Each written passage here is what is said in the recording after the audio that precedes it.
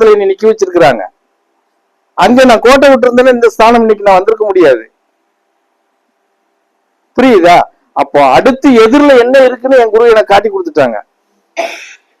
விட்டுறாத அப்படின்னு. நான் அதை நோக்கிதான் பயணம் பண்ணுவேன். அதுதான் எய்மு. என்ன மாதிரி முட்டாளு பரதேசிகளுக்கு அது எய்மு. உன்ன மாதிரி குடும்பஸ்தான் வாழ்க்கையில் இருக்கிறவனுக்கு என்ன எய்மு சொல்லு.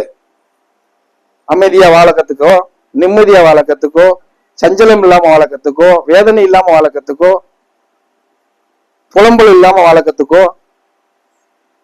அதுக்கு உண்டான சாத்தியக்கூறுவது அதை நீ தெரிஞ்சு வாழ்ந்து வாழ கத்துக்கோ. இவ்வளவுதானே. இதுல என்ன இருக்கு கஷ்டம்? அதைத்தான் சொல்றோம் நாங்க. அதை தெரிஞ்சுக்கிட்டு நீங்க எப்படி பயணம் பண்ணுமோ அப்படி பண்ணுங்க.